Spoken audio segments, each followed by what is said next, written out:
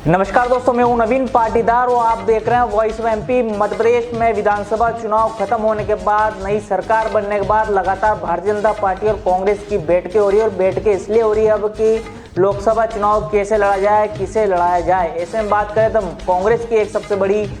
खबर निकल के आ रही है, जहां पर कांग्रेस नीमच मंदसौर संसदीय क्षेत्र पर एक बार फिर विचार कर रही है और यहां पर किसे चुनाव लड़ा जाए, क्योंकि यहां पर कोई नाम यहां पर दिखता नहीं है। सिर्फ एक ही नाम दिख रहा है, वो है समंदर पटेल। और समंदर पटेल का नाम भी इसलिए सामने आ रहा है क्योंकि यहाँ पर जिस तरीके से पूर्व मुख्यमंत्री के बेटे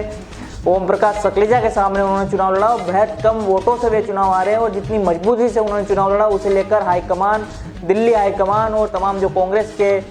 समन्वय समिति है, वे इस नाम पर विचार कर रही है और सोच रही है कि क्या समंदर पटेल को नीमच मंदसौर लोकसभा से चुनाव लड़ाया जाए। इस पर बात की जा रही है क्योंकि जिस तरीके से समंदर पटेल ने चुनाव लड़ा और बेहद कम वोटों से वे चुनाव हारे हैं। और साथ ही अगर बात करें तो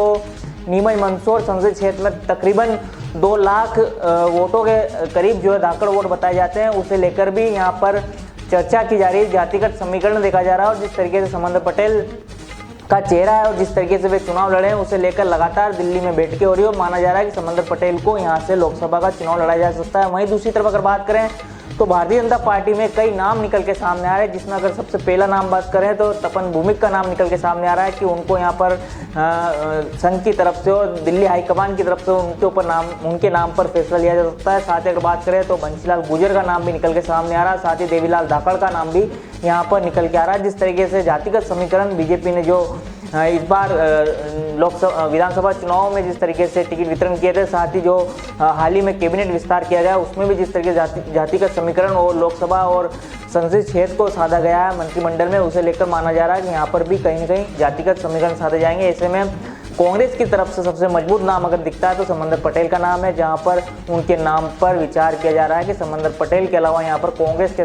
पास कोई दावेदार नहीं इतना मजबूत जो लोकसभा चुनाव लड़ सके और यहाँ पर भारतीय जनता पार्टी को फाइट दे सके। ऐसे में समंदर पटेल का नाम तेजी से सामने बढ़ता हुआ दिख रहा है लोकसभा चुनाव में और आने वाला वक्त बताएगा कि दिल्ली किस नाम पर फैसला लेती है। क्या समंदर पटेल पर एक बार फिर दिल्ली हाईकमान विचार करता है या फिर यहाँ से कोई नया चेहरा सामने आएगा।